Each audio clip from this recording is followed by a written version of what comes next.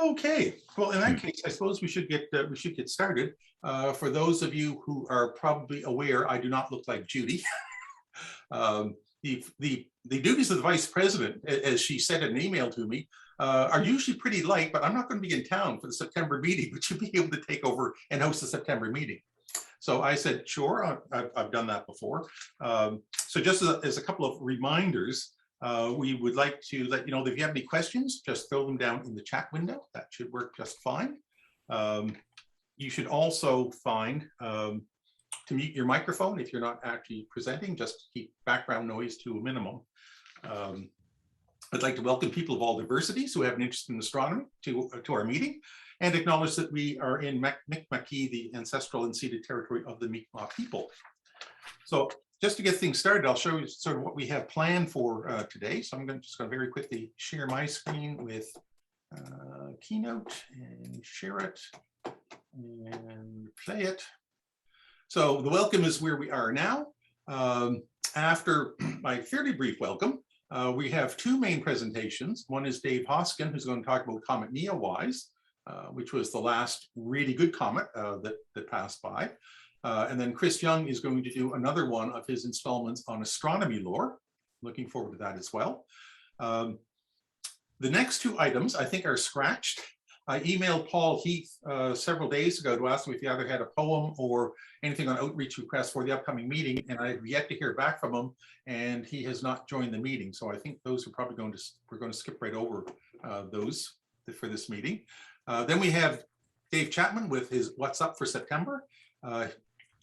Some of you may have seen it. It was posted to the website back in the start of the month after a little bit of mix-ups. In fact, the meeting notices went out a little bit late because it turned out I was sending out the notices and I was using the wrong list. And I wasn't getting any replies back, which seems sort of normal because I'd never posted that list before, but I was using the completely long list. And it wasn't until the board meeting before this meeting that somebody said, well, we haven't even sent out the notices yet. I said, well, I sent them out the week before. So if you got the notices a little bit late, it's my fault. We have that problem sorted out. The new item that we have, members question period. So if you have questions about anything in astronomy, you can post them in the window or in the chat window, and hopefully somebody here will be able to answer them. We have very brief news from the board, although the summer has been usually is a time when a lot of things can happen. For obvious reasons, not a lot of stuff has happened this time around. So there's a few updates there. And then we sort of adjourn the official meeting, and then we sort of have the non-recorded Astro chat that comes sort of at the end of that. For people who are not members of the RASC, and why is my thing not advancing? Oh, there we go. The benefits of joining from the National Society, you get the Explore the Universe guide, and there's an actual workbook that helps you go through that, which you can actually order online, but you get the Explore the Universe guide for free.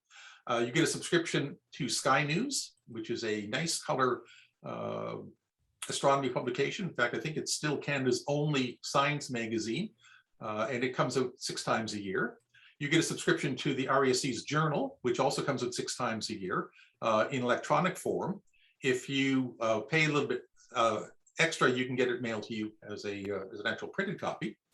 You have access to special presentations. The National Society hosts quite a few events, especially since the pandemic started. You can order other RASC publications, such as the Observer's Calendar, and there are quite a few observing programs and certificates. I didn't bother writing them all up. This is Explore the Moon. Now that's the Explore the Universe, ETU, Explore the Moon, the Isabel Williamson Lunar Observing Program, the Deep Sky GEMS program, and there's other ones as well. And you get pins and certificates when you complete those. Within the center, you get 5 issues of Nova Notes, electronically delivered. You can pay extra if you'd like a printed copy. You get access to some of the resources that we have here, the library and the observatory at St. Croix, which is oddly enough named the St. Croix Observatory. Usually most people call it SCO or SCO. I wrote it out in full for people that might not be aware of it. And as Judy would say, most important, you get access to a whole bunch of really neat people who have all sorts of knowledge they're willing to share with you and help you to explore the universe. And if you want to join, you can go to the RASC website. It's in little tiny letters at the top, but it's basically rasc.ca/. halifax.ca, and then just click on the join now, and you can then pick the Halifax Center, and you can start getting all of the benefits of membership. So I'm going to stop sharing. And remember what I have to do now to get back into Escape and back into Zoom. There we go. So I will also be keeping an eye on the chat list. So if you do have any questions during the presentations, just type them in, and I will collect them up, and we can ask the presenter at the end of their actual presentation. Probably a little bit easier than sort of going through. So with that being said, the first main speaker that we actually have is Dave Hoskins. Dave is on our board. He's been on the board for a number of years now. Yeah, 2 years. 2 years. My second year now. Yeah, as one of our directors. And he's going to be talking about Comet Neowise. That was the, for me, that was an absolutely amazing comet, because you could actually see it with your eyes from the Bayers Lake Industrial Park or Business Park, whatever they call the Bayers Lake conglomerate now. And I was actually quite lucky. I spent 4 days in Grossmoran Park on the west coast of Newfoundland in the summer, and there was not a speck of fog to be seen. And the comet was fantastic from there. Unfortunately, I didn't have a camera that was actually useful for taking pictures of it, but it was still a very impressive comet. So with that being said, I'm going to pass it over to Dave, and Dave should be able to share his screen. And off we go.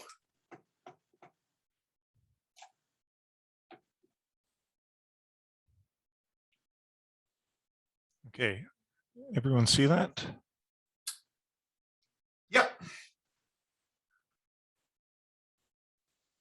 Hopefully you don't have a green line around it. I guess that's...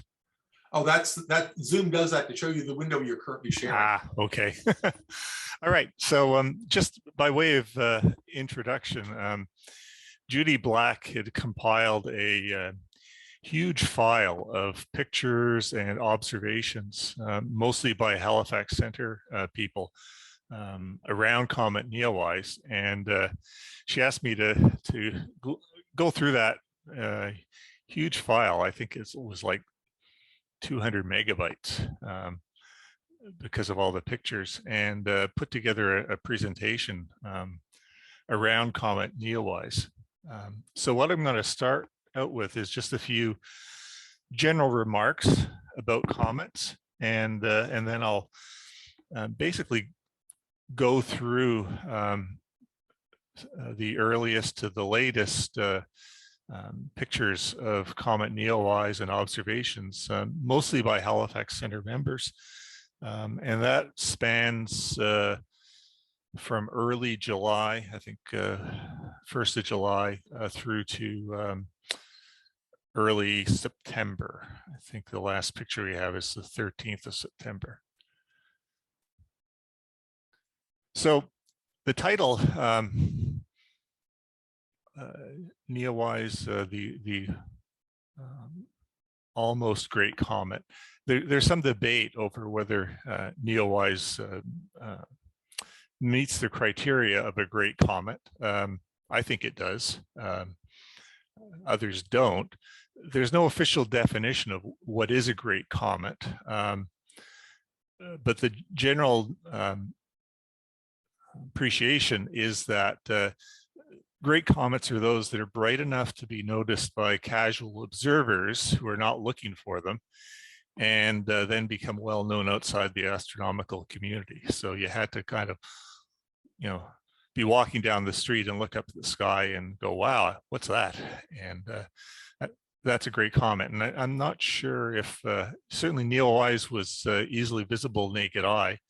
But if you weren't in the know, I'm not sure if the general public noticed it. In order for a comet to obtain naked eye visibility, it needs a large and active nucleus. It needs to approach closely to the sun and closely approach the Earth. A couple examples of what are acknowledged as great comets are Halley's Comet, shown here in the, let's see if I get my pointer. Yeah, shown here in the Bayeux Tapestry that commemorates the Battle of Hastings in 1066, and it was, by all accounts, quite the sight. It's reported to being described as being 4 times the size of Venus and shining as brightly as a quarter moon. You may remember that in 1986, we had an apparition of Halley's Comet, which has a periodicity of 75 to 76 years. And unfortunately, it was not very impressive, probably because the Earth and the comet were on the opposite sides of the sun. So the comet never got very close to us. Other great comets would be Comet Kohoutek, shown here, and which was visible in early January 1974, and it reached a magnitude of -3 in brightness, so pretty bright.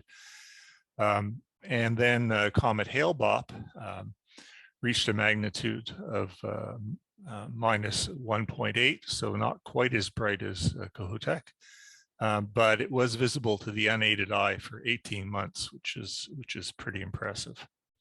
And that was in 1997, April, and I really should remember it, but for some reason I don't. I guess that part of my brain is gone for whatever reason. So a little bit of information on the structure of comets. They're composed of dust, rock, ice, and various frozen gases, sometimes called dirty snowballs for that reason. The size of the nucleus of a comet can range from a few hundred meters to many kilometers. As the comet approaches the sun and warms up, the frozen parts turn into a gas cloud, and that cloud of gas is known as the coma, and it's usually largely filled by hydrogen gas. The coma can be very large, up to 15 Earth diameters. So these are not small things. The dust particles that are released by the outgassing as the frozen gases warm and sublimate, those dust particles are charged by solar radiation, and they spread out over millions of kilometers, creating the dust tail of the comet. The ion tail is made of gases, and unlike the dust tail, which curves away from the sun due to the influence of magnetic fields, the ion tail points straight from the sun, and that's because it's under the influence of the solar wind. So those lighter weight particles are blown out straight away from the sun. This is a picture of a comet 67P, which was taken by the Rosetta probe, which was launched by the European Space Agency. And this probe, you may remember, orbited the comet and then landed a lander module on the surface of the comet, and then they had some trouble with the solar panels being in shadow and not being able to get enough light to function. They did sort it out to some extent eventually, and then at the end of the mission, the orbiter so-called hard landed on the comet, so they crashed it into the comet.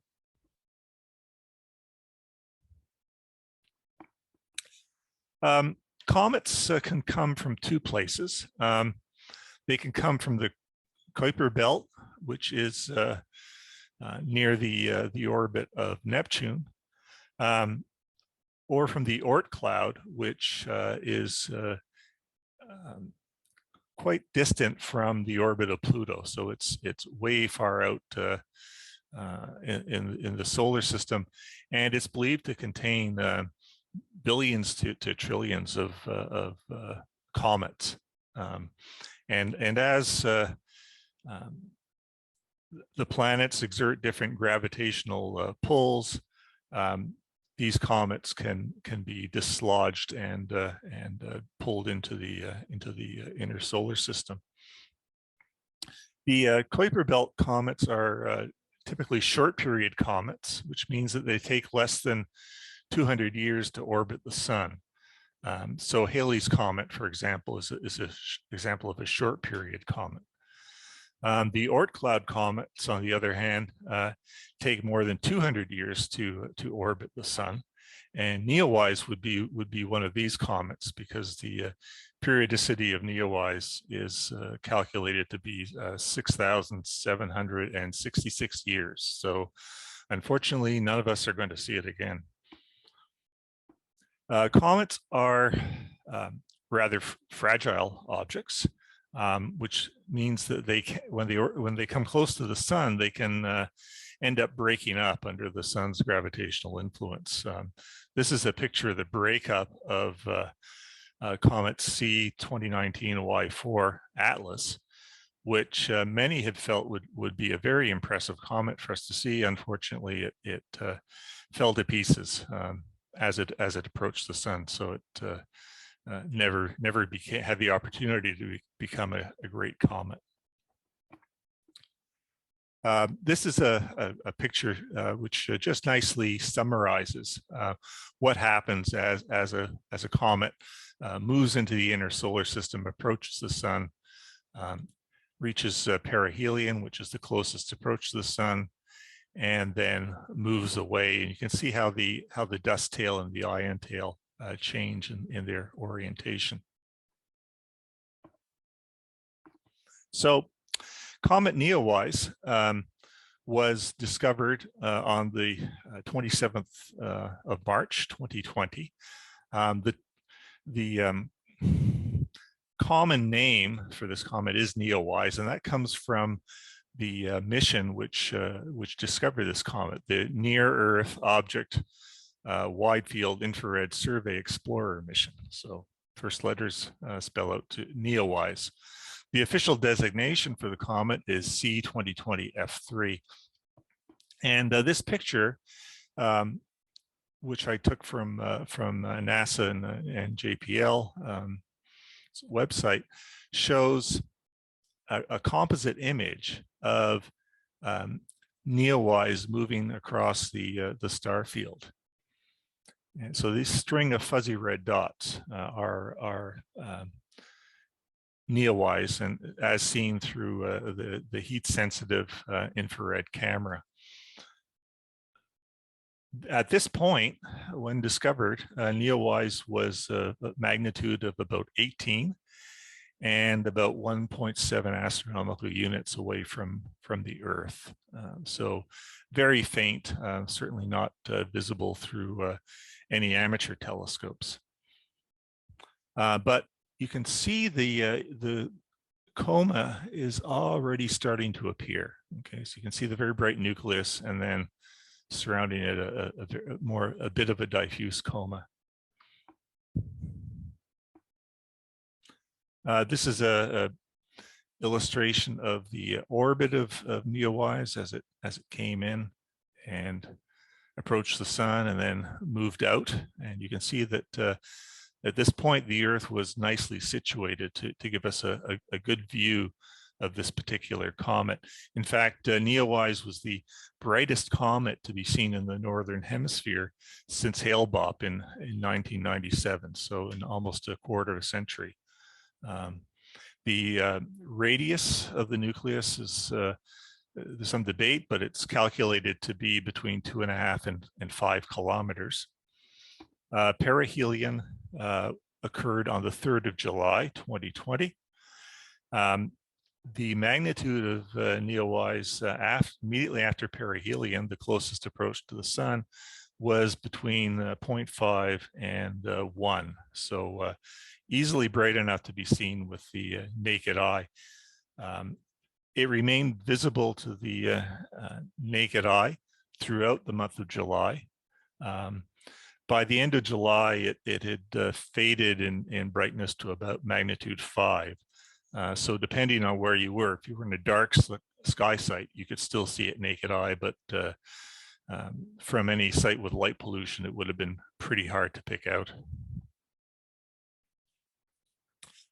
This is a rather neat image constructed by Tom Ruin, showing the path of Neowise across the night sky, and you can see how its location changed against the different constellations between the 1st of July and the towards the end of July into August and then September. The projection is in 7-day increments, and you can see that Neowise was relatively close to Gemini and Auriga in early July, and then moved into the vicinity of Ursa Major, and then towards Arcturus and Bootes later on. This is the first image of Neowise taken by a Halifax Center member. This photo was taken by Roy Bishop on the 7th of July at 4:13 Atlantic Daylight Time. And this was taken from his cottage on Evangeline Beach. The bright star here in near the upper right is Theta Aurigae, magnitude of 2.65 according to Roy, and he therefore judged the magnitude of Neowise to be about the same as Theta Aurigae, with a and at this point the comet was still pretty close to the morning sky horizon at about 5 degrees. So kudos to Roy for getting this first nice image of Comet Neowise. By the 10th of July, a number of center members were out with their cameras taking pictures. Another nice photo by Roy Bishop, again from Evangeline Beach, taken about 4:20 in the morning. So you had to get up early to see the comet in the pre-dawn sky. You can just see this. There's an appearance of a double tail, but that's an optical illusion because of this is a dark core which seems to split the dust tail. There's no ion tail visible at this time from Canada, probably because of how close the comet was to the horizon. The Michael Bauchat got this really nice picture from his apartment building of Neowise over the Halifax Dartmouth skyline. I took this photo from the hill near behind St. Mary's, behind Mount St. Vincent University, and again the enlarged inset, you can see the dust tail quite clearly. Jerry Black took this photo, and Dave Chapman got this photo from Burnside in Dartmouth. Dave reported that the coma of the comet was visible to the naked eye by 3:30 ADT. So Dave was up really early to see this comet at this time, get this observation. When I got home, it was sun hadn't come up yet, but the skies were quite bright, and knowing where to look, I could still see the comet with the naked eye from my driveway. So at this point, the comet was starting to really really be an impressive sight, especially if you knew where to look. 13th of July, comet's getting brighter. Another picture by Roy Bishop from Evangeline Beach. Now, by this time, the 13th of July, the comet was visible in the evening sky after sunset. So this picture was taken at around 10:49, and notice that the head of the comet is very bright point compared to the tail. Roy was clearly battling with a few clouds when he took this picture. Another photo by Michael Bochat, and another photo by, this photo is by Blair McDonald from Bedford, and Blair has a lot of light pollution to deal with, so he did a pretty good job with this particular photo.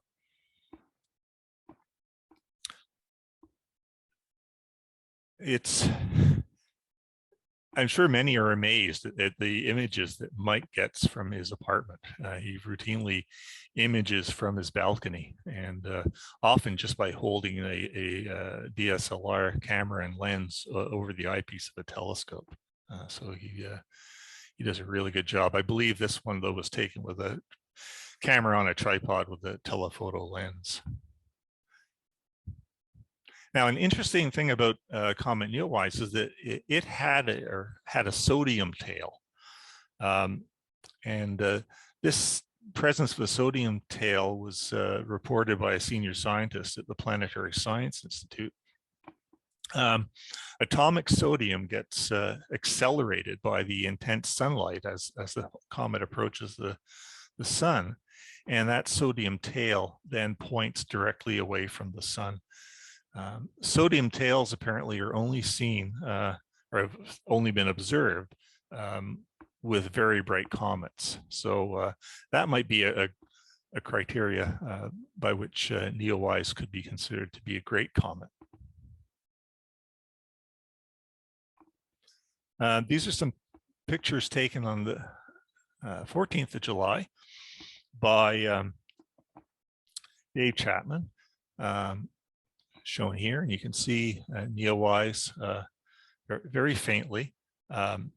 This picture was taken around 10:30 in the evening at Albro Lake Beach Park, and apparently Dave was hoping the reason it's near the park is Dave was in the park, and the police came by and asked him to leave because it was after 10 o'clock and Halifax parks are closed at that time. So he had to take the picture from the sidewalk outside the park. Apparently the police were very nice about it, and they were quite interested in the comet and what Dave was taking a picture of. This is a really nice photo, not taken by a Halifax Center member. It was taken by an individual in Europe. Name is Gerald Raymond, and Gerald traveled to the Hoskin ski resort in Austria, which has a great northern horizon and very dark skies to take this picture. And it really shows the ion tail and the dust tail curving away. Very, very impressive.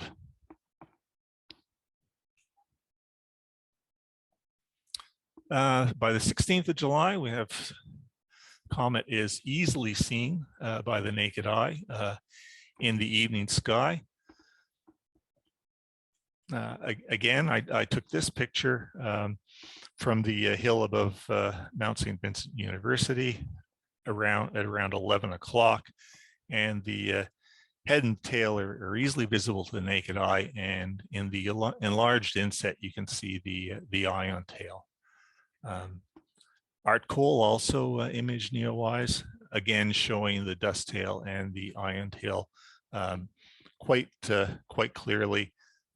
This picture was taken from Tatamagouche, so darker skies than I had in the area above Mount St. Vincent University.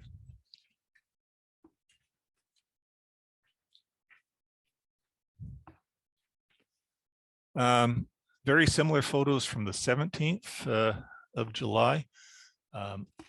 Michael Gatto took this picture outside of Truro, and he reported that Neowise was visible to the naked eye by around 10:30 in the evening, but by around 11:30 it had dimmed considerably.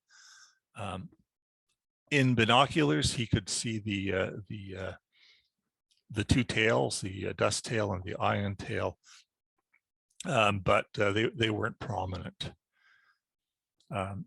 Dave Chapman traveled out to St. Margaret's Bay to take this picture. And again, the ion tail, Dave reported that the ion tail wasn't visible looking through binoculars, but the higher resolution photograph clearly shows the ion tail as separate from the dust tail in this particular photograph. Again, we have a photo from on the 18th of July from Roy Bishop at the Evangeline Beach.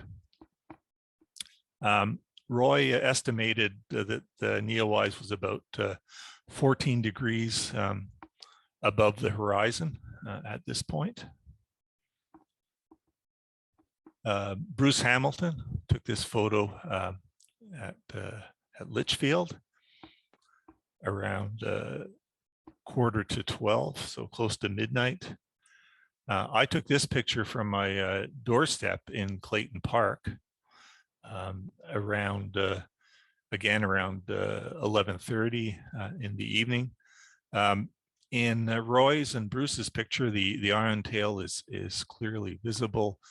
It's not visible in the picture I took, probably because of the light pollution coming from the container port about a quarter kilometer away from my house. I'd like to point out, though, that you notice these two stars just below the head of the comet. These are Tania Australis and Tania Borealis, which are the stars that make up the forepaws of the Great Bear, Ursa Major.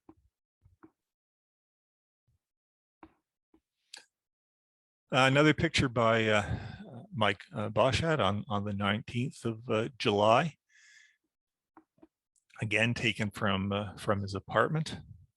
Notice that by this time, the coma is starting to acquire a greenish tinge.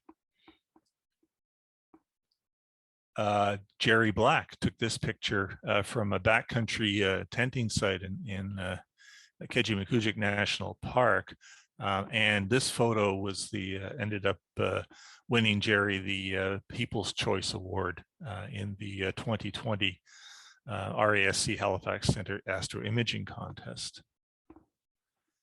Paul Gray took this picture, very nice picture, again from the South Mountain, the Annapolis Valley. He noted that it was really dark where he was, and the ion tail is obvious. So he had dark skies. The ion tail of Neowise really stood out. We didn't just get pictures from center members. We got some sketches. Charles White sketched Neowise here on the 20th of July. And you can see that looking through his telescope, he had a clear view of the ion tail and the dust tail and the nucleus of the comet. Again, here are Tania Australis and Tania Borealis, which were within the field of view of his eyepiece.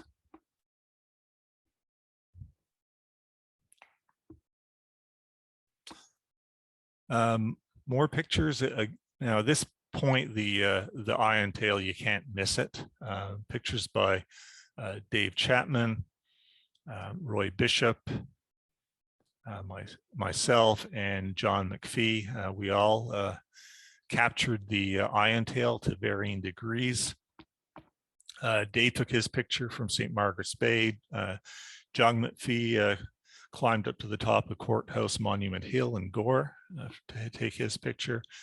I traveled down to the Annapolis Valley and took this under, I think it's about Bortle 3 to 4 skies near Harborville. And this is the best picture I got because the clouds were starting to come in. And Roy Bishop took his photo here from Evangeline Beach. At this time, Roy estimated that the tail, the iron tail, was approximately 10 degrees in length.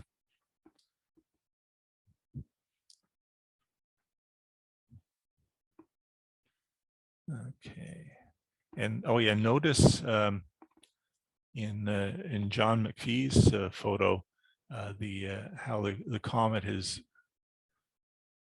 actually is more clear in Dave Chapman's, how the position of the comet relative to those 2 stars in the forepaw of Ursa Major.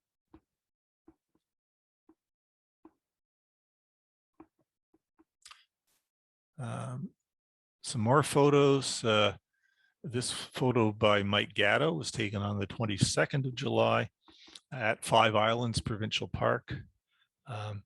Through his binoculars, Michael estimated that the tail of Neowise was about 7 to 8 degrees in length. Jerry Black took this image I think about 2 days before the 22nd of July from Thomas Riddell Provincial Park. At this time, Judy Black noted that Neowise appeared to be getting fainter in the night sky. So the best was starting to be over. By the 25th of July, we can see this in this picture by Mike Bochat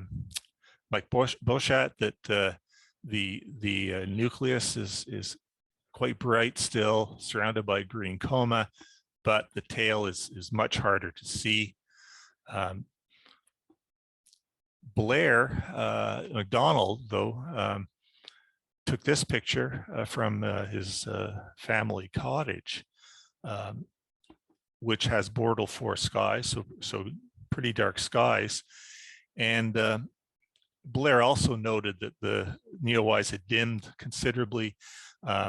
He could barely see it using averted vision, but in this 85-second exposure, you can still make out the dust tail, still quite a dramatic sight, and the ion tail still there.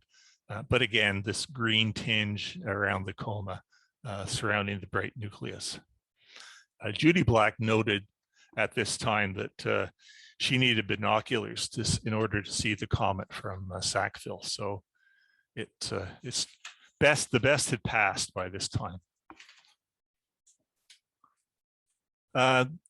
Mike Bochat took these pictures on the 26th and 29th of July, and you can see the comet, the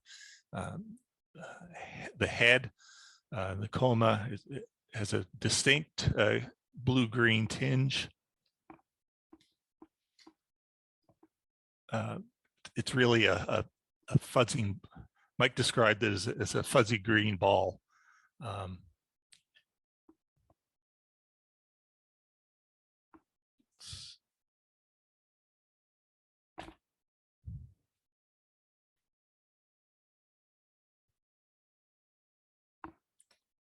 Now this one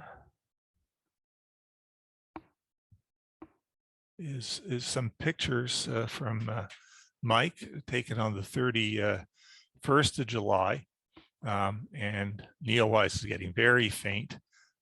It was sketched by Judy Black and Melody Hamilton. Again, not much of a tail being visible, just a coma.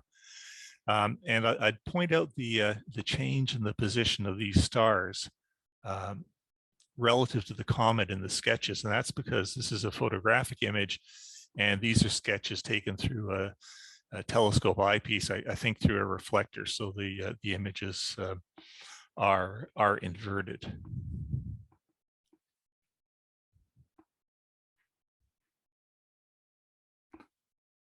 Judy was quite ambitious, and she kept a record of the passage of neowise across the night sky throughout the month of July.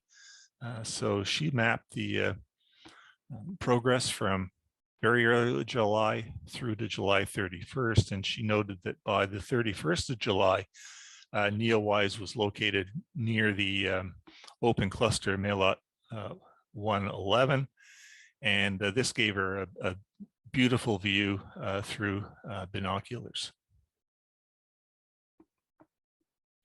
A few more photos now from early August.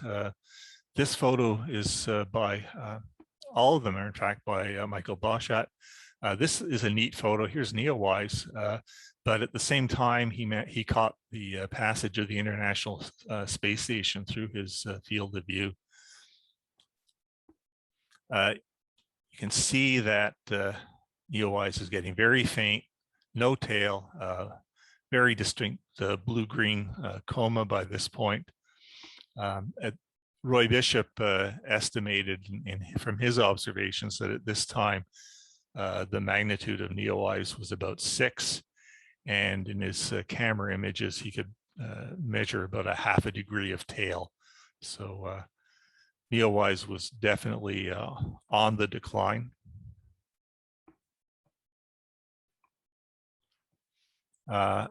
Another photo on the 6th of August by Michael Bochat.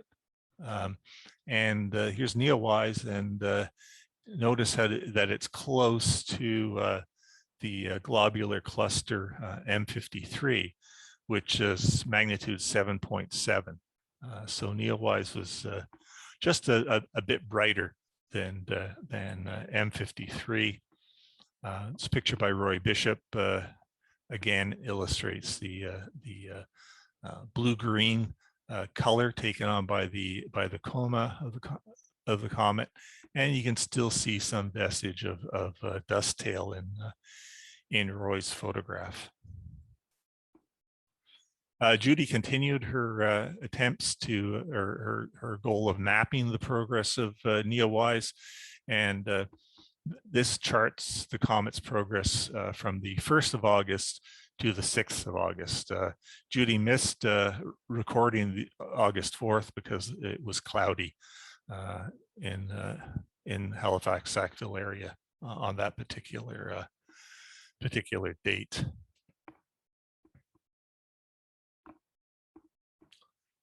Michael Bochat was diligent in his pictures, even when the comet was starting to get pretty hard to find, especially from the middle of Halifax. Not sure how he does it. So it's getting really faint. This is a nice picture, really nice picture that Bruce Hamilton took, though. So even though he couldn't see any tail in binoculars or with his C11 Schmidt-Cassegrain telescope, when he took a 200-second exposure through a 120 millimeter refractor, he was able to image a short diffuse tail and the brilliant green color of the coma at this point. This is a Hubble image, a close-up of neowise taken by the Hubble telescope on the 8th of August. And this is the first time that a comet of this brightness has been imaged at such a high resolution after closely passing by the sun.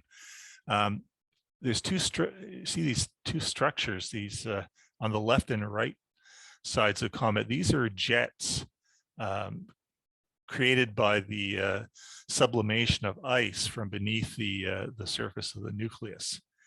And the resulting dust and gas is squeezed through at very high velocity, emerging as these cone-like structures on either side of the comet, and then they're fanned out as the comet nucleus rotates. Now, by early September, neowise was definitely in decline, It was very low on the horizon in the western sky. And this picture, I think they're both by Bruce Hamilton. The picture on the right, taken on the 11th of September, required a 4-minute exposure with this camera attached to 120 millimeter refractor telescope. So at this point, Neowise was not a naked eye object, not a binocular object. It required a telescope, and you needed to know exactly where to look to see it.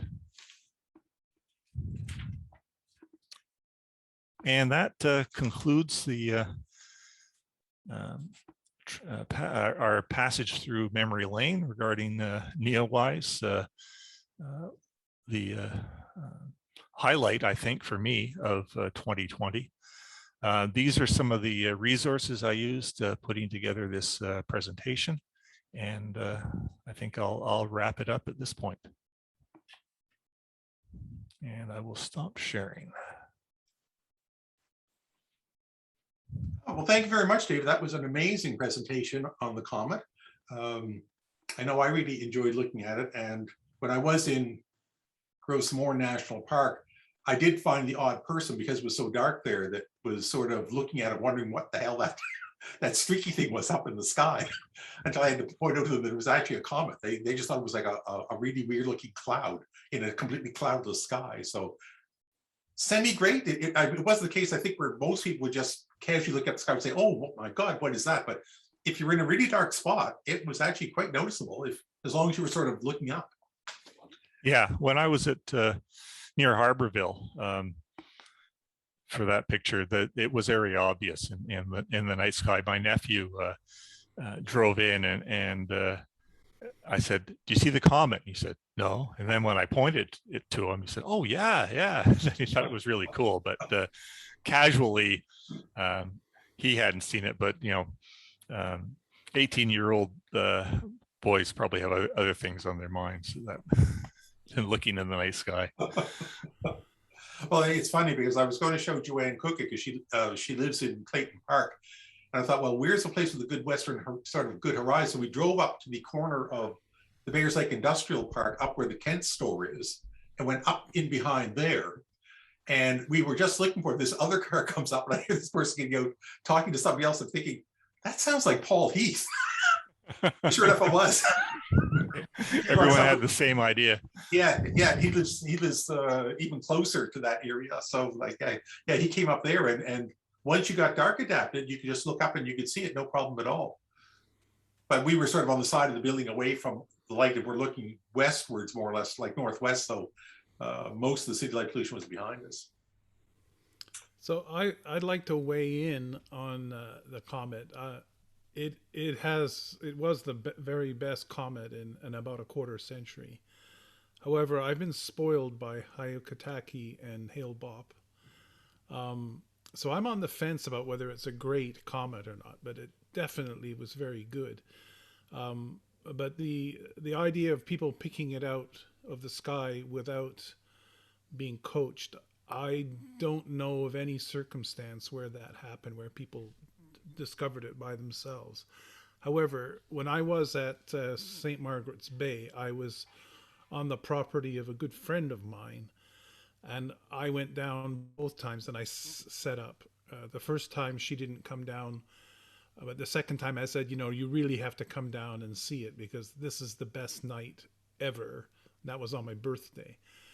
So she came down from her house with not very dark adapted eyes, and I was counting on having to show her where to look, but she said that on her walk down from the house to the shore of the bay, that she looked up and saw the comet. Now, she knew she was going to be seeing a comet, so she was tipped off, but she did not require anyone to show her where it was. So if that goes into the equation somehow, but definitely a very welcome comet, and I'd love to see one as good as that again. And I think part of the problem is you need to get people to stop looking at their phones and actually look up at the sky. I think more people might have actually discovered it if people actually spent more time looking around the sky and sort of having an idea of what should be there and what shouldn't be there. But it was still a very, very lovely comet. There's no doubt about that. Does anybody have any other questions about it? Okay, we'd like to thank David for his presentation. The second main speaker that we have is Chris Young. He's been on the Center Executive for a long time, taking a well-deserved rest from secretary. Judy took over secretary and then went on to become president. So Chris has been off the executive for some time now. Maybe we should twist his arm to get him back on again, but he's yeah. He's going to start. I feel pressure. I also did not know that he was considered the pancake chef at Nova East, because where I live a stone's throw from Smiley's Park, I've never tended over, and I don't like getting up early in the morning, so I've always missed the Astro breakfast. But I did not know that he had that under his belt as well, because he does a lot of planning work with Nova East. And he's also had a long interest in astronomy lore and astronomy stories, and he's doing a several-part section. This is I believe this is going to be the second of the three. Yeah, that's right. The second of the three. So I'm going to let Chris take over and tell us some star stories. Okay, thank you, Pat. Are you going to, can I share my screen now, I guess? Yeah. Let's just have a look. Oh, there we do this. And beginning. Just a sec. Little toolbars in my way here.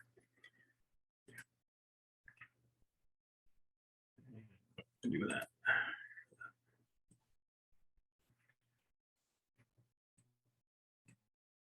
Not sure how I can get rid of that one. That's looking fine on this end. Is it looking fine on your end? Okay, I've got a couple of toolbars. Whoop, whoop, whoop, whoop. We're going too fast here. Going too fast.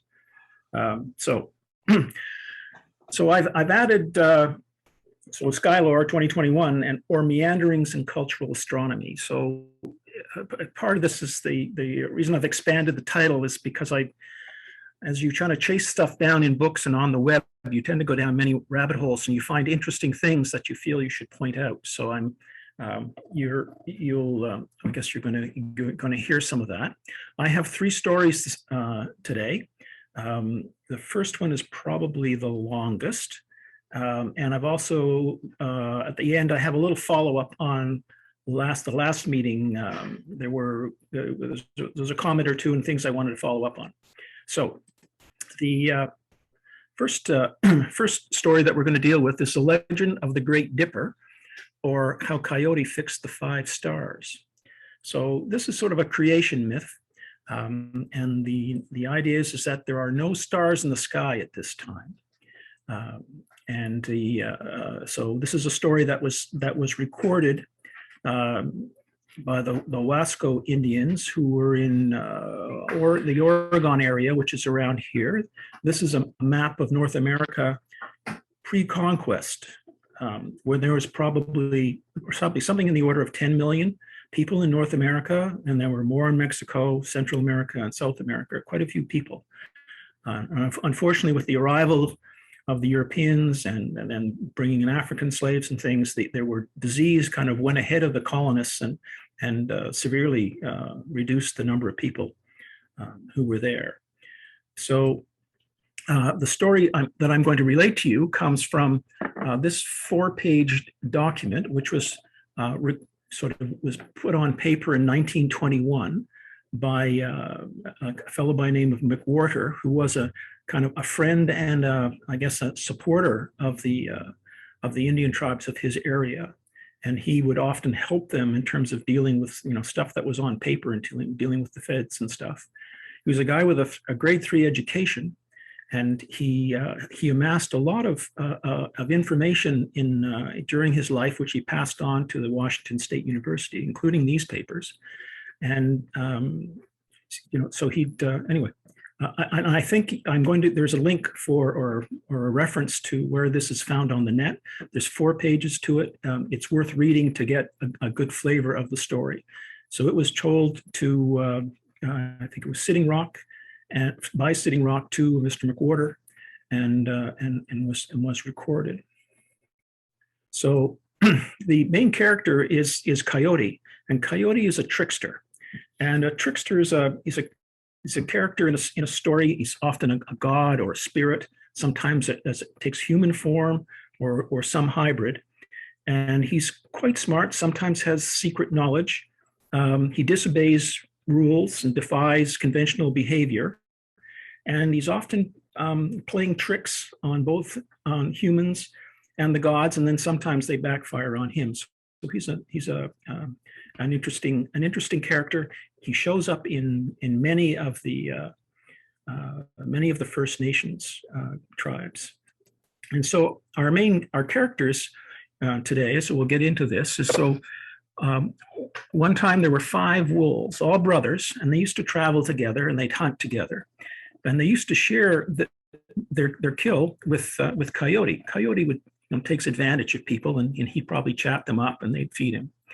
And Coyote noticed that they were looking up at the sky at something, and he didn't know what they were looking at. He asked them, and the oldest wolf, who wouldn't tell him. So he asked the next youngest, and worked his way down the lines. None of them would say. And sort of the youngest one said, "Well, if I tell you, then you'll tell the others, and then I'll be in trouble." So anyway, the wolves talked about it, and they said, "You know what? The figures that we're looking at in the sky are so far away, it won't do any harm." So they said to Coyote the next night, they said, "Well, you can see up there that there's 2 animals in the sky, but they're out of reach. We'll never be able to see what they are, what they're doing." And Coyote says, "Well, that's no problem." So he said, "I can look after that." So he gets 5 quivers of arrows, and he shoots the first arrow up into the sky, and it lodges in the sky. He shoots the second arrow, and it hits the back of the shaft of the first arrow and sticks there, and so on. And he builds a ladder from the sky down to the earth. And so the next night they started climbing up, and Coyote had cut little rings in the shafts of the arrows so they could get a good grip. So the Coyote led, and then the other wolves followed. And the oldest wolf also has a dog that he brings with him. So they make their way up, and it takes them many days, many suns, and many nights. And they eventually arrive up in the sky. And Coyote looks over and he says, "Those figures, those are grizzlies." He said, "Let's, got to stay away from them." He said, "They'll tear you to pieces." So, but the younger wolves, the youngest ones, sort of looked over, and they went closer, being young and fearless. And the bears didn't seem to have any problem with them. So the next wolves went over and went closer and had a look, and then the older wolf with his dog, and they had a look. And so Coyote's looking back, and he's looking at the wolves and the bears, and he's thinking, this makes a nice picture. He said, "I kind of like this composition." And so what he does is he backtracks, and he goes down. He takes the ladder that he made from the sky down to the earth, and he descends. And as he goes, he takes the arrows away. So he cuts off the return trip for the wolves, who remain up there with the 2 grizzlies. So he gets down to the earth, and he looks up, and he's very pleased with what he sees. And he tells a bird called Whoosh Whoosh, who in another story is identified as a meadowlark. He said, "I want you to go around and tell everybody what I've done." He said, "that what I've put up in the sky." And so Whoosh Whoosh went around and sort of spread the stories. And Coyote continued to kind of look up at the sky, and he noticed that there were more stars seemed to be developing, perhaps from these first few figures that are up there. And he said, "Well, they're going to spread all over the place." So he went back up, and he sorted them out, and he put them into groups, so that they made nice patterns in terms of his eyes. And he also created the Great Sky River, which is the Milky Way. And the meadowlark continues to sort of tell that story of how Coyote essentially created the stars. So when you're looking up at the Big Dipper, you're actually looking at the two grizzlies, which are here on the rim of the bowl of the Dipper, and then we have the two youngest wolves, and then we have another older wolf. This is the old wolf with his pet dog, and this is the another one, the last of the wolves. So that's the figure, and from here they produced the sky. So this is kind of a creation myth, and down at the bottom is a reference, a web reference, so you can find those 4 pages which tell the story, and it's worth reading. It has a nice flavor, a little bit of additional detail, and would take me a while to read it all to you. So anyway, I recommend looking that one up. So Dave Hoskins gave me a little bit of a start here in terms of dealing with the 3 leaps of the gazelle, and he was talked to us about Tanya and Talitha and how that located the comet Neowise. So many of us are aware of these sort of the toes of the bear, if you will, and that they're called the 3 leaps of the gazelle. But well, what's the background on that? You know, where does that come from? Because the gazelles don't show up elsewhere in kind of in Western astronomy. Anyway, so the story appears to be, it was an Arab story, probably pre-Islam, and this is the extent of Islam. Well, it says about circa 750, and the first recording of the 3 leaps of the gazelle was in Persia by an Arab astronomer named Al-Sufi, and he produced the Book of the Fixed Stars. And this was a star catalog, and there appears to have been he makes mention of other star catalogs before him, but he has, in each of his constellations, the 48 constellations, he has 2 plates, and each plate shows the same constellation, but from two points of view. On one side, it was from it would be as we would see it as we looked up into the sky. And on the other side, it would be as if you looked down from outside down onto a globe. So you may have noticed here that the Big Dipper that you can see here and the Great Bear, that they're headed in the wrong direction. And that's because this is the image that you would see if you looked at the globe. And there were a number of these globes that were made, a number of which have survived today in museums, and they were often used. So we have here Alula, Tanya, and Talitha. So they're headed the wrong way, and it's the 3 leaps of the gazelle. So this is one of those globes, and apparently they also used to take a very thin piece of paper, and then they would trace the locations of the stars in the figure, and that would be used in assembling the book. So that's one reference. But now so here's I think this came from the 1900s. This shows the northern sky from one of these globes, and then what we're looking at is we have the Great Bear here, and this is Alula, Tanya, Talitha. And so here's an enlargement, and this is by a fellow by Roland Lafitte. And so he's an Islamic scholar, a Frenchman. I believe he recently passed away, but he has a couple of websites and something of an historian. And so we have this figure from him, and this is again, it would be from looking down on the globe, and we have the Alula, Tanya, and Talitha. So, well, where are they? Those are the 3 leaps of the gazelles. Well, where are they coming from? So, and then, by the way, here's a detail from that northern sky, and as you can see, it was really quite a stylized bear that they had, and I guess probably the person who engraved this in the globe probably had never seen a bear. But so here's another image from Roland Lafitte. So what happens is that the gazelles are over in this area, and sometimes they're considered maybe in the area of the Coma Berenices, which are over a little farther. And then Leo the lion, who's down below, he swishes his tail, and that startles the gazelles, and they make 1 leap, 2 leaps, 3 leaps, and then off to safety. And so that's kind of where they're coming from. There is also, I would imagine there are several traditions of stories in the, if you will, in the Arab sky. And there is another one which has a lion, which is a much larger figure that even incorporates the Ursa Major, but we're not going to look at that one today.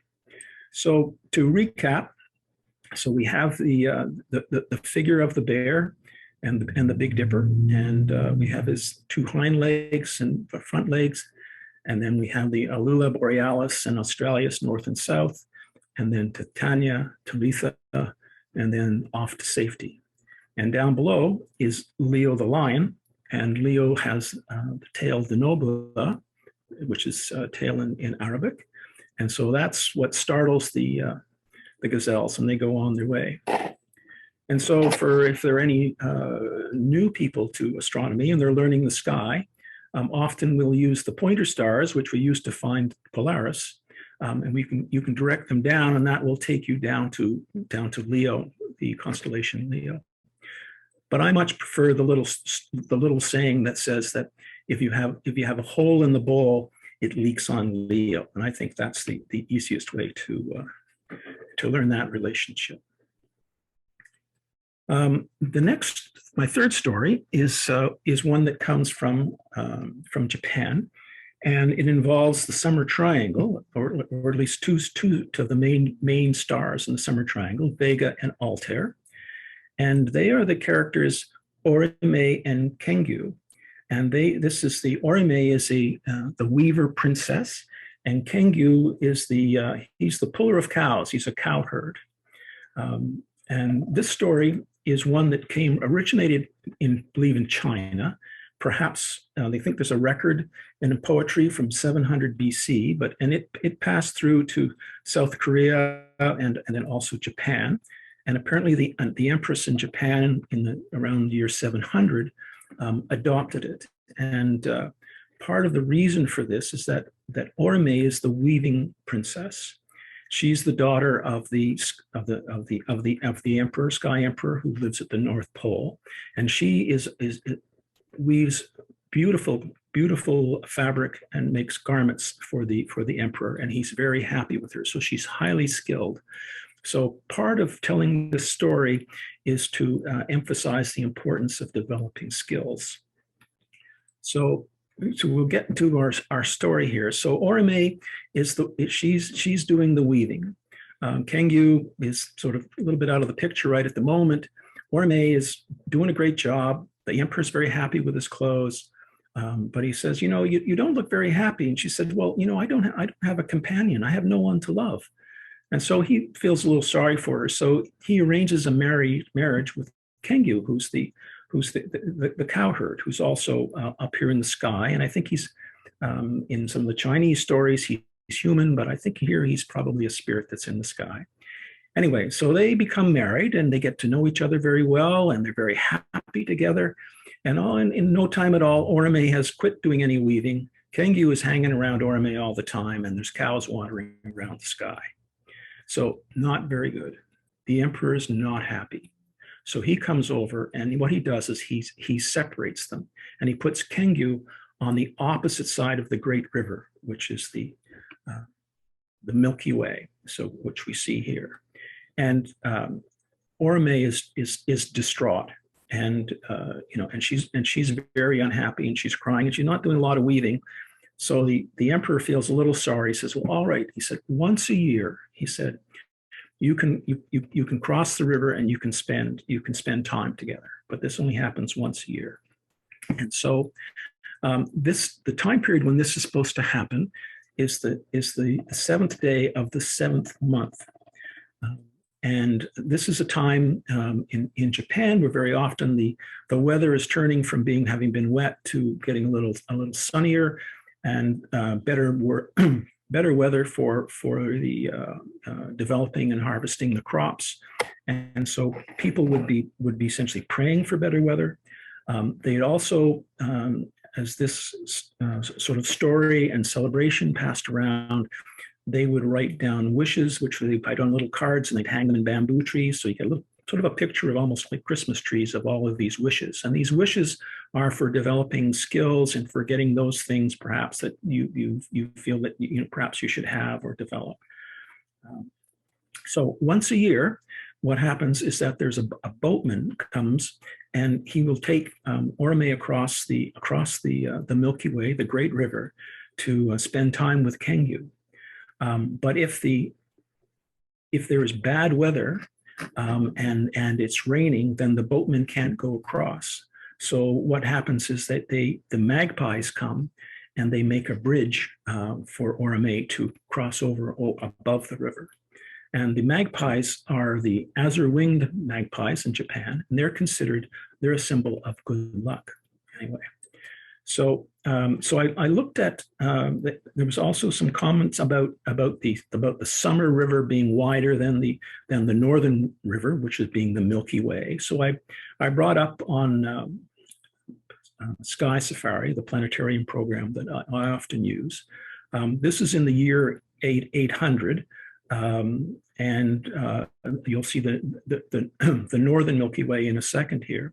And two things to point out is one, in the year 800, here's the Little Dipper, there's Polaris, and it's 7 degrees away from the North Point in the sky. So, we've gone back in time. The other thing is it's the 7th day of the 7th month, but that would have been the lunar month. And so Dave, I'm sure Chapman would certainly have picked that up by now. And so I'm showing kind of a full moon, but if you back this off probably 7 days or so, then we would have a crescent moon, which would look more like a boat. And then, so this is the winter Milky Way, which is perhaps a little narrower, and it is narrower, I think, in our experience, for those of us that have looked at the sky.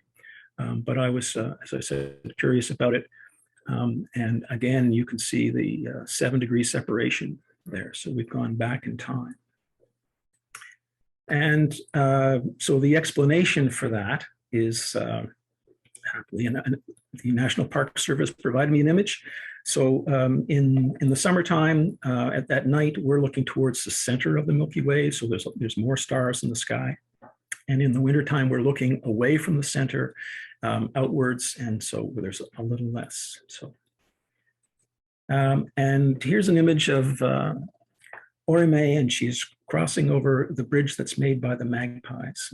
And found this illustration. It's from a book of fairy tales written by a young woman who had grown up in Japan. And the illustrations are done in watercolors, and this fellow was quite a watercolorist and produced a number of good images. So I'm going to go to a sort of a follow up on some of my stories of the last meeting. We talked about the Cassiopeia's throne as being a spider, identifiable as a spider, as a creature in the sky. And I'd kind of wondered that, a spider is not a particularly important creature to have named prominent stars about. But I happened upon, in my readings, that the spider was considered a trickster by some of the native people of the southwestern United States, which is where the tribe is where I got this information about seeing the spider. So it may be a more important to them in terms of a trickster character. The other story I told you about, another one was about the hopeless hunter. So this young man who couldn't shoot the zebras and missed, and this was interesting because in part because Orion is upside down in South Africa. But I came across some more reading, and so that story comes from this area of South Africa. This is a pre-conquest or colonization map from the 16th century. In the 1600s, the Dutch started building a colony here, and that's when things started to go wrong for a lot of Native peoples then. Anyway, but what it said is that when Orion is setting, the zebras come down and they step down onto the Earth, which I thought was, looking at the horizon, seeing it go down, and those zebras would, I think anyway, I thought that would be a good graphic. This is using my planetarium program, so this is taken in South Africa. That's where the viewpoint is. And then I told the story of the four hunters, and there's 3 hunters that went up into the sky to pursue the hunt. 1 hunter went back in order to pick up his lost glove, and I said that hunter was I was thinking it might be Sirius, but that was I sort of didn't think about that, and Dave quite correctly said, I don't think Sirius is visible up there, and that's the truth. So I think in all likelihood the 4th hunter is probably safe, which is this star right here. And that story of the 4 hunters comes from this book, which is quite a good one, an excellent collection. There are 5 versions of that story in this book, and some of them don't even deal with the important stars, are not even in Orion, but they're interesting. And here again for the planetarium program, this is a view that you would see high up in the Northwest Territories. What have we got here? 73 degrees north. Anyway, and you can see that there's no chance of Sirius being in the picture, whether it's rising or setting. So this is taken in December. And thinking about the zebras going in the sky. So this is Orion rising, if you will. And one could imagine as the 3 stars in the belt, as they showed up one by one, you could perhaps see that the hunters are stepping up into the sky. Anyway, I'm trying to do my homework a little more carefully now because I know I have a critical audience, so which is good. Anyway, thanks for your attention. I've taken a little bit of your time, and I hope to have some more stuff for you at the next meeting. Thank you. So pause the share, stop the share. There we go. Well, thank you very much. It's neat that you're actually able to go back and go down a few more rabbit holes of stuff you've already covered and find new ways to sort of look at them. Well, you could spend a lot of time, chasing these stories and then coming across bits and pieces. And there's many variations. The stories get told and retold. And when the story transferred about Orime and Kengyu, the weaving princess, goes from China to Japan, well, then it gets filtered, and they change it a little bit, and they emphasize what's important in their culture. So things evolve. But that's the version of the story that I like, and since I get to tell the story, I picked the source. But I will try and name my sources, and at some point I'll have a long kind of bibliography of where these come from. I'm trying to cover some of that as I go. Yeah, well, I suppose that's sort of inevitable because I assume everybody played that game when you were in elementary school, where you put 10 people in a row and you whispered something to the person next to you, and who had to then whisper to the next person. By the time it got to the end of the line, it was nowhere's near. It's like what the original started with. Well, I think that's true, but a lot of the oral traditions, there was a lot of care taken to retell the story just as it was, and some of the stories were put in song, and some of them were said as poems. And so that would have a better defined structure to keep the story, I think, intact. So anyway, I'm learning a lot, and I'll drag you along as I go. So anyway, thank you. So Chris, when you were talking about the trickster coyote and showing the picture, I started thinking about the famous Bugs Bunny cartoon with Wile E. Coyote. Wile E. Coyote, and that's where Wile E. comes from. You think as does Brer Rabbit. Yep. They're tricksters. And there are ravens that are tricksters and bears that are tricksters. There's lots of tricksters. So you think maybe when they were formulating that character, the show's creators might have picked up on this I think it's indigenous very, legend of the coyote. very deliberate, and actually it's mentioned. Okay. It's talked about, and I haven't chased it back, through the animation series to see if I could find anything from there. But Wile E. Coyote shows up a few times when they're talking about tricksters. Because the guys that made those Warner Brothers cartoons, they were very well educated. I think I learned about most of what I know about opera from watching Bugs Bunny. Well, Thanks. I remember when my children were young, there was a Fred Penna. There was one of the really popular children's singers who had a song about Anansi, it's an African story. And he's also a trickster, and he shapeshifts between being a human and being a spider. So Yep. even there, the spider was sort of seen as a bit of a trickster character. Although it's funny because the way you actually had it drawn, the first thing I thought was it looked more like a bat than a spider. When you sort of connect the body with the wings. And I've looked at that, and I've always just seen it as the letter M. I never thought of it as a spider or a bat or any other animal shape until you draw it in that way. It's like, it's pretty obvious once you sort of know once you let your imagination run a little bit. So any other questions for Chris? If you don't think of any now, you can let me know, and I will email them to him, and he can research the stuff before its next show. Yeah. And you can give feedback through Pat, so that Pat will filter it.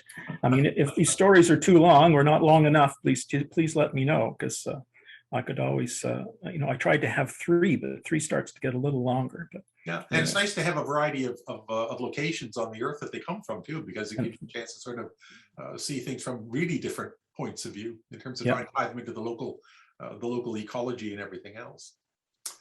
Good. Okay, I guess the last main presentation we have is Dave Chapman doing his What's Up in the September Skies.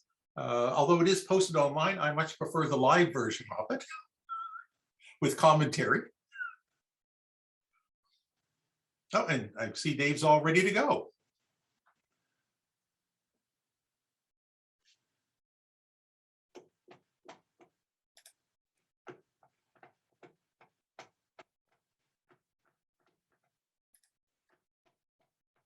Except he's still muted.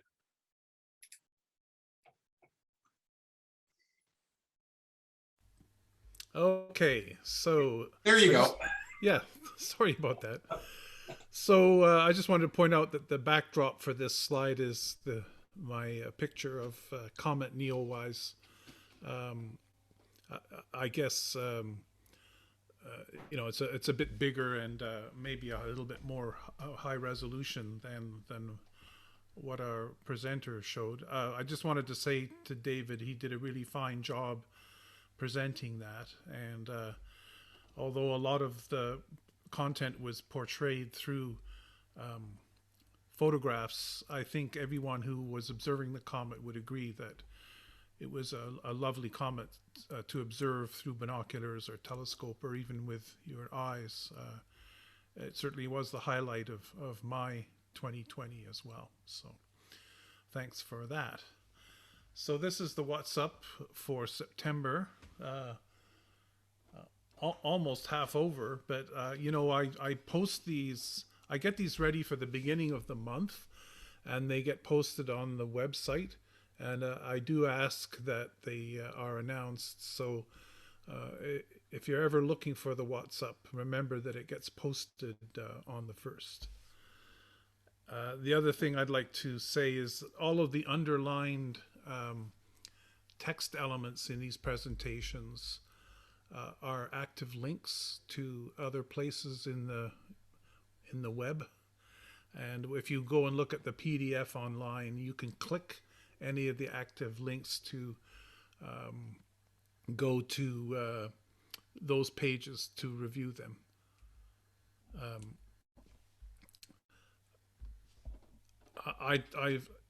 That doesn't seem to work with Zoom, so I'm just going to not do that.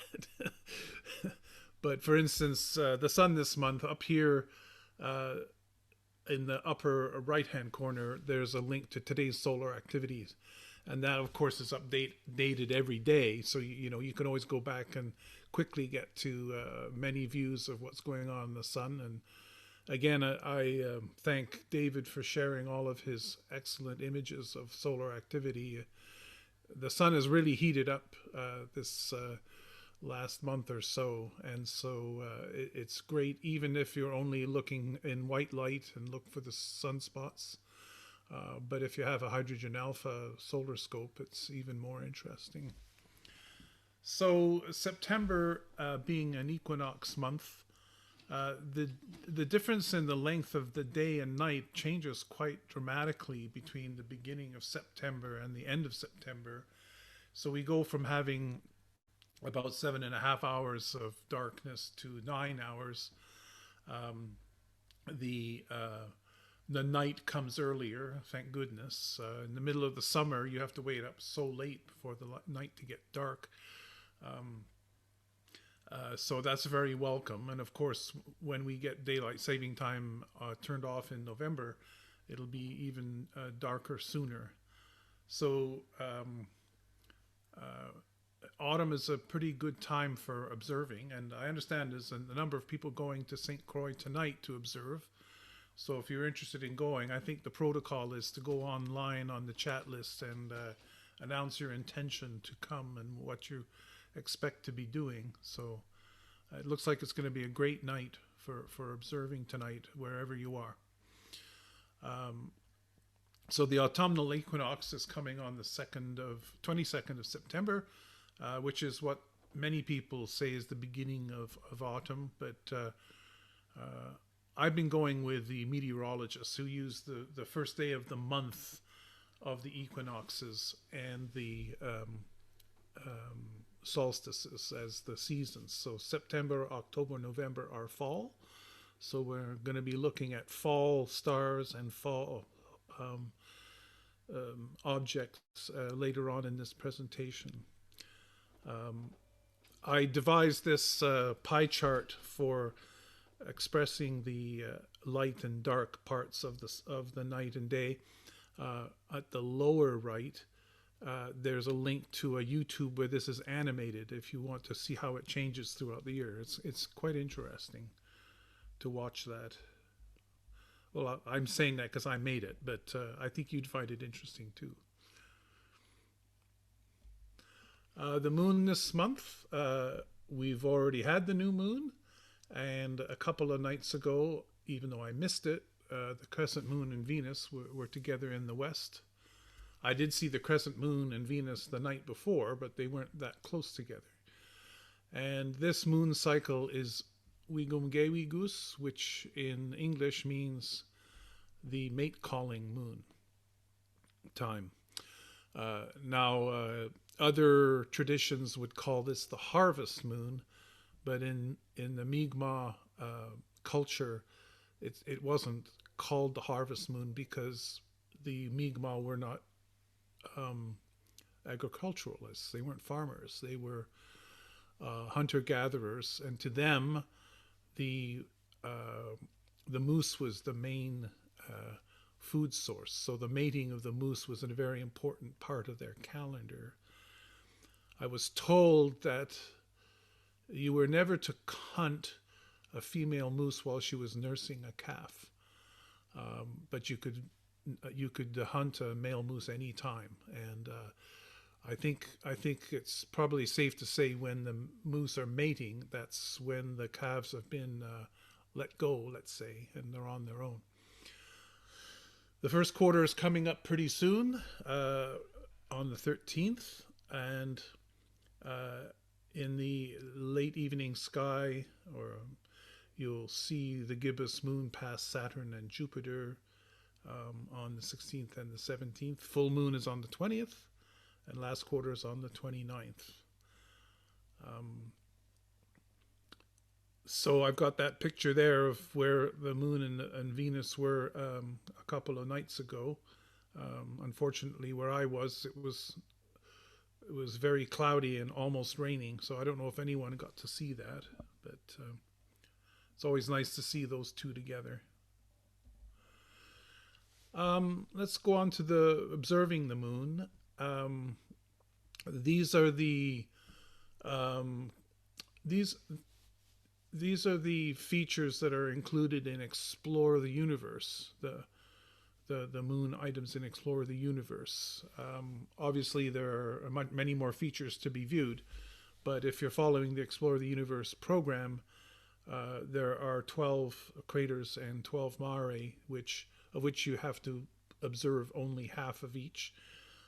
And I like promoting the phase of the moon for beginners anyway, around the first quarter and a day or two on either side, because there's quite a lot of features that you can pick out at that time, and the appearance of the moon is rather nice. The terminator, or the shadow line, goes around the center of the moon, and that's when the shadows cast put things in high relief.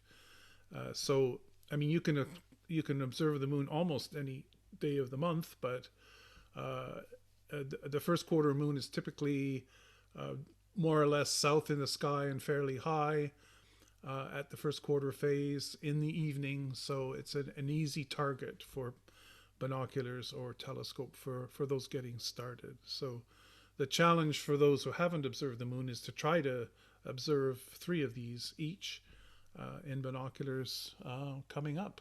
So that's Monday night.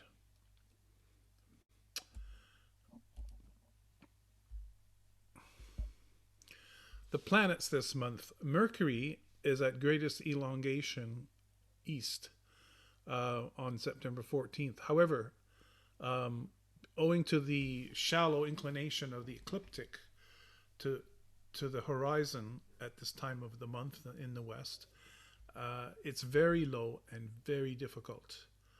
I would have been able to see it the other night when I was observing, except for the fact that the tree line was too high. It's only a few degrees above the horizon when it gets dark enough to see it. If you lived in the southern hemisphere, this would be a great time to be looking at Mercury, because the conditions are exactly opposite. It'd be very high and very easy. Venus, you can still see it low and brilliant in the western sky. It's one of the apparitions of Venus. It is a bit low, and so you have to catch it pretty soon after dark. I mean, I should say after sunset, because it doesn't stay up very long. And it was close to Spica a few days ago. Can't be that far away now, but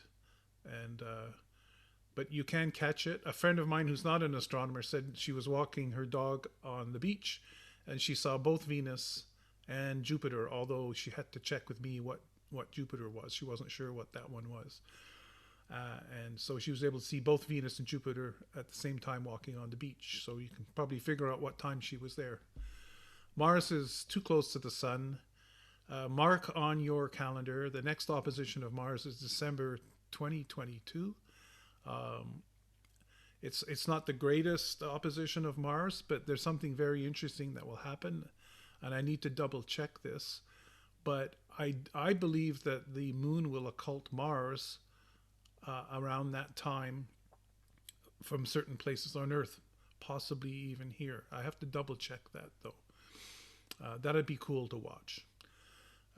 As far as zodiacal light is concerned, it's visible in the eastern morning sky now and for a few more days. You'd need to get up before 5 a.m. because you want the sky to see the zodiacal light.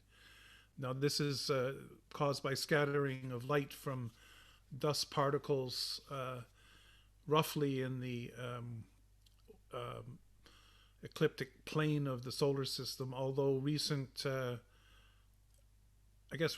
research has indicated that it may be more related to the orbit of Mars, which is only 2 degrees away from the plane of the solar system. But I wrote a little article on this, which was in Nova Notes and will also appear in the next Journal of the RASC. Pallas is in opposition in Pisces on today. It's not that bright, but With a good star chart, you should be able to pick it out at magnitude 8.7 with good binoculars or telescope. As I said, Jupiter and Saturn are basically in the southern evening sky in evening. Well placed to observe. They're a bit on the low side, so if you have any kind of atmospheric turbulence, it may be a bit tricky to get a good view of Jupiter. About a week ago, I guess, I was challenging people to time the transit of the Great Red Spot, and we all had, a number of us had fun doing that. We all had answers that were pretty close in time, interestingly enough. Neptune is in opposition in Aquarius in a couple of days. It's actually a little brighter than Pallas. You might be able to pick that out in binoculars. A telescope would definitely show its blue disk. And Uranus is rising low in the east in the late evening.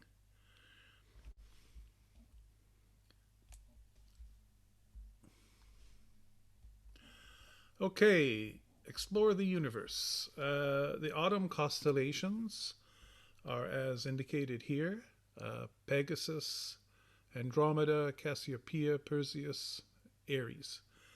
The first 1, 2, 3, 4 of these are involved in the Greek legend of Andromeda and the sea monster and so on.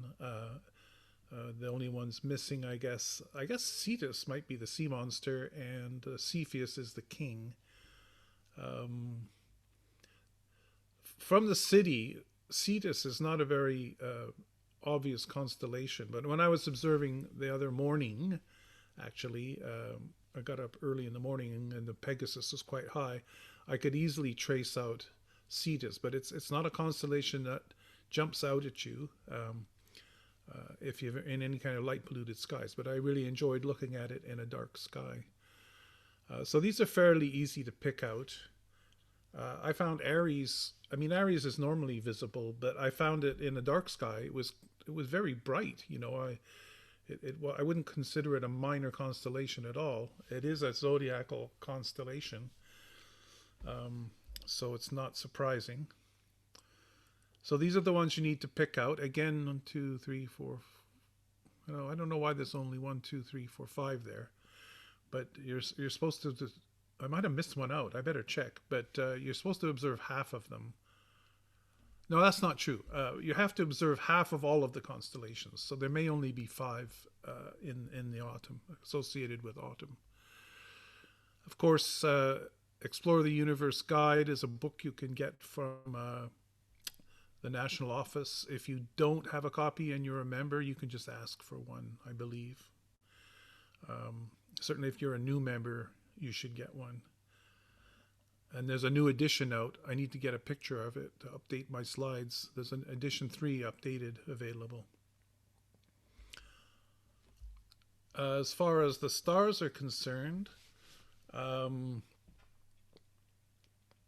there's no super bright stars in the fall sky. The brightest one is Mirfak in Perseus. And then Hamal, Alpheratz, Algol, Shidar, Markab, Sheraton.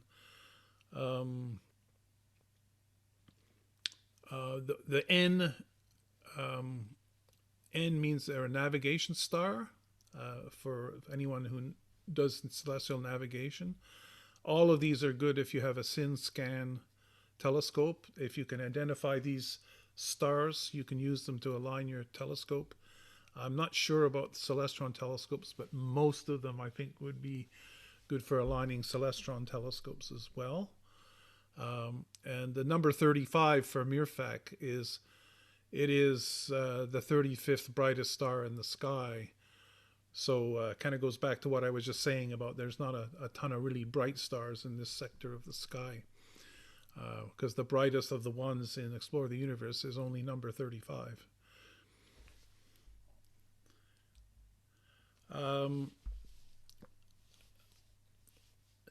The autumn deep sky objects are few, but they make up for being pretty impressive. First of all, there's the Andromeda Galaxy, which looks lovely in a pair of binoculars, and you can pick that out with your naked eye. The double cluster, and the Melot 20, which is the Alpha Persei Star Association. Actually, in a dark sky, you can just pick these out with your eyes. It's amazing how obvious they are. But these are excellent binocular objects. And you know, even though I'm doing the autumn sky here, at this point, this early part of autumn, a lot of the summer stars, constellations, and deep sky objects are still available to view, because even though the constellations shift westward regularly through the seasons, the fact that it's getting darker earlier at night, if you look when it gets dark, it doesn't seem like the sky is changing that much. And you can see the summer triangle, for instance, quite late into the fall. So you can still also look at the summer constellations, stars, and deep sky objects, of which there are many. Double stars, they don't have many. They sort of group the autumn and winter ones together. So 16 Cygni, Delta Cephei, and Theta 1 Tauri are all easy binocular objects. Of course, Delta Cepheus is a well-known variable star as well, has a very regular period. And again, you can also go back and look at the summer ones too. A lot of the summer double stars are still available to view.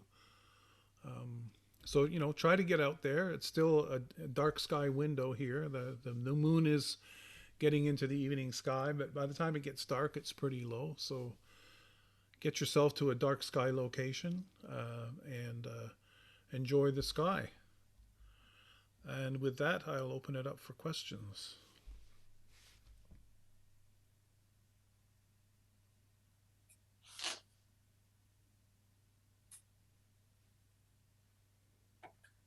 I can't do an update on the moon and Mars because I do that, the right-hand pages for the handbook. Yes. There's actually going to be 3 occultations of Mars by the moon next year. Cool. One on June the 22nd, Antarctica, parts off, and so he's Polynesia. Yeah. July 21st, Japan, northeastern Russia, northwestern Alaska, Svalbard, and some parts of Greenland. Not very helpful. And then December 8th, which is the actual day of opposition, most of the United States and all of Canada. There you go. And there might also be one in October, although if there is, I seem to recall it's a thin slice down the eastern coast of South America and Patagonia. Well, I guess my memory was good. There's going to be an interesting occultation of Mars on an opposition night. I think that's one for the record books. So, of course, Mike Beauchat would say it'll be cloudy that night. Well, let's just say that in the handbook, it's going to be both bold-faced and italicized in the list because it's such a rare occurrence. I mean, just occultations of Mars by the moon are rare enough. Yes. But what actually happened on the day of opposition and visible from Canada, it's like, you're never going to have that chance ever again. December 22nd, eh? And that's pretty close to the solstice, isn't it? No, it's December the 8th. Oh, sorry, 8th. Yeah. Okay, well, I do encourage everyone to get out and observe. As I said, autumn is a good time for observing here. And if you can, see if you can join the folks at St. Croix Observatory tonight. Okay, thank you.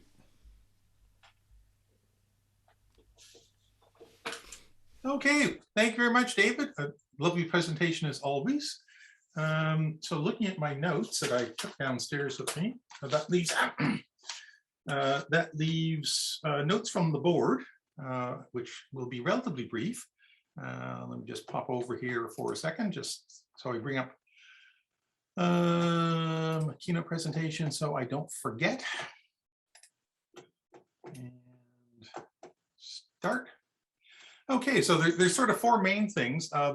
Some of you may recall that we did a survey of the center to find what people, some basic information, what people sort of would like to see at meetings and so on. That happened some time ago. And we were planning on doing a second call just to remind people of it, and then ran into technical difficulties with the new national website, in the sense that I theoretically was able to go in to pull up the list of Halifax Center members so I could update the announcement list to make sure that any new members also got a chance to participate in the survey, and then found out that when I actually logged into the new system, I couldn't see just the Halifax Center members, but I could see all 5,000 of them. They don't know why, and they haven't been able to fix it. At least I've written to them twice to ask them if they can fix that. So we're probably just going to hopefully get the National Society to rectify that. Once we get the updated announcement list, we'll then send it out again to give people who may not have participated the first time around a chance. International Observe the Moon Day is October the 16th. Given the current state of things, the Discovery Center is sort of closed. We are currently not planning on doing anything. We were actually going to sort of wait until the government came up with its plans for the next phase of COVID protocols, and of course they just sprung that the other day. So if we do decide to change our mind and have something, it's going to be after the next executive meeting and after the next regular meeting. So we'll have plenty of notice out to people that if we are going to do something, where and what we're going to do. But at the moment, we decided we were going to hold off and wait on it. St. Croix Observatory, also three things there. The first one was we've updated the policy on going out there. We've relaxed it somewhat because we're now in phase 5. So you don't have to wear a mask, although we're encouraging people to do so anyway. We're now back up to, I think it's 4 people in the warm room rather than just one person at a time. And we would like everybody on an honor system to make sure that they're doubly vaccinated if they're going out there. And we're still going to stick with the protocol that people should at least let people know on the list how, if they're going out, so people will have a rough idea of how many people are out there, just in case if there's too many people, they might decide they may not want to participate. We found that one of the outlets in the roll-off roof, the ground fault interrupter on it, which is the thing that keeps you from killing yourself if things go horribly wrong with the electricity, is actually not working anymore. So John Ledard, rather than spending $50 on one, was able to find a place where he could get 3 of them for $30.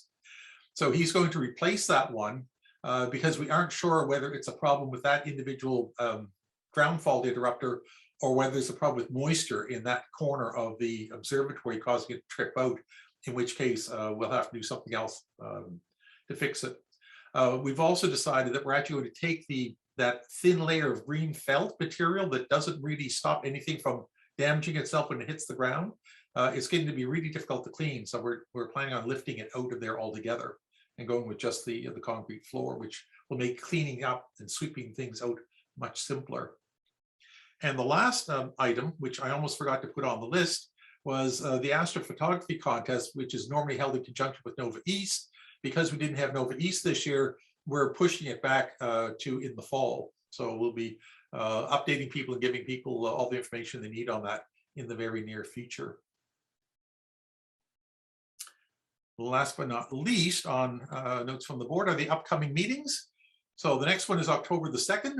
It's a to be determined plus David Hoskin again. This time he's going to be talking about hydrogen alpha solar imaging.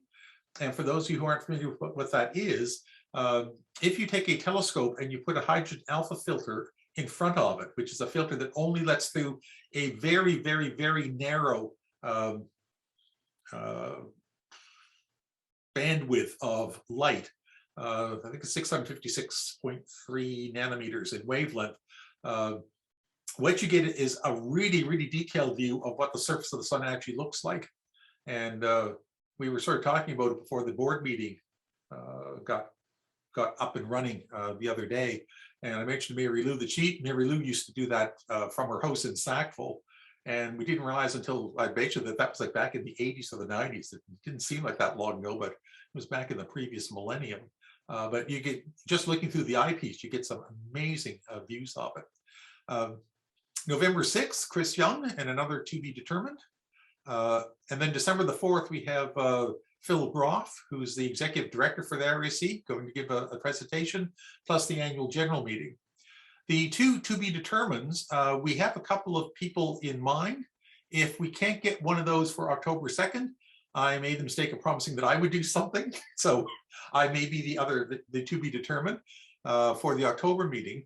But one of the things that was brought up was if people have a particular topic that they have either researched because they went down a rabbit hole about something really neat about astronomy and would like to tell everybody else about it, we'd be more than happy to have you contribute to the program. And it doesn't really have to be something that's really long, even if it's something that's only 10 or 15 minutes long, where you were looking up something and discovered a whole bunch of neat things that the average person or the average astronomer enthusiast might not be aware of.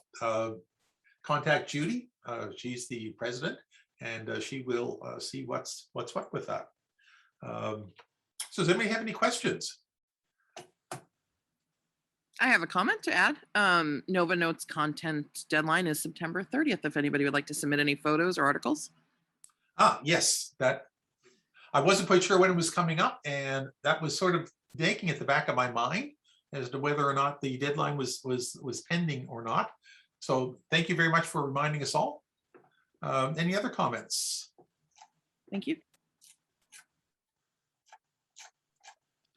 Are we going to continue with the virtual meetings? Right now, we don't really know, because St. Mary's, none of the universities that has actually said that they're going to open their spaces up to external groups yet. I suspect what will happen is once one of them does, the rest will probably follow suit. But at this point in time, I know that both St. Mary's and Dalhousie have not shown any indication that they're going to be letting other groups use their facilities, at least in the immediate near future. They may wait until further along, until the vaccination rate is higher or something, but at the time being, it's not. I guess the big question is, once we can go back to meeting in person again, do we want to still have some way of recording the meetings and posting them online? Because I think that's one of the things that's been really helpful for people if they can't actually make it to the physical meeting, either because the weather's bad or because they live in a more distant part of the province. And some centers actually do that. Some centers, the Ottawa Center, live streams all of their meetings out through Facebook or through the website, and then once it's done, they sort of edit it down, cut out the technical difficulties bits and so on, and then post it on their website. But that's something that I think we'll probably think about a bit more once we know whether or not we can actually go back. Because in-person meetings are definitely much nicer. You get a chance to actually chat. I mean, it's been easy for me because I'm the cookie chairman. I haven't had to bring treats to a meeting now in almost 2 years. So any savings we've had on that part of our budget's been offset by the cost of having the Zoom account. But I think people are getting a little bit zoomed out. It used to be quite common for people from other centers to pop in on other center meetings, and I haven't really seen much of that anymore. I think the novelty is sort of worn off, or either that or people a bit just getting Zoom buttocks from spending too much time sitting watching Zoom presentations.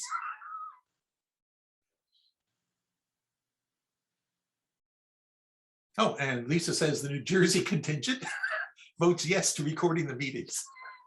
So I think that basically means we need to have somebody that's got at least some reasonable camera equipment, which nowadays is not all that hard. I suspect you can probably use a GoPro and stick it on the head of somebody in the audience who's facing towards the front. Generally, the biggest problem with those is trying to get the ambience of the room and whatever the data projector is showing to match up together. I know that for a lot of the remote teaching, even at Dalhousie, they have the ability to record your classes automatically. You go in and you give the class, but basically all it does is if you're using the computer that's in the room, all it does is it captures the video going through that system plus your voice. So it's basically a narrated slideshow, in much the same way that Dave's What's Up is sort of a narrated slideshow. You don't get to see what else is going on in the room for the Dal people that opted to record their messages through their meetings that way. So That's always going to be a bit of a problem, is trying to make sure that you've got enough clarity to see what's up on the screen versus whether you want to actually see the speaker who's standing at the front of the room and that sort of thing. Might just be a matter of trial and error. Anybody else got any other questions about what's going on at the board level? Things have been relatively quiet just because of the fact that with the pandemic going on, there's people have mostly been observing by themselves or in very small groups. Well, the last two things were the general question period for anybody who has questions about anything related to astronomy. While we have a lot of people in the audience that might be able to answer it. And then after that, we're going to stop recording. And I have to remind myself to stop the recording. And then we just have the informal Astro Chat for a while, where people can just sort of get caught up on what everybody else has been doing, or if we've got any new hardware, new software, new telescopes, whatever. So does anybody have any sort of general astronomy questions for anybody else?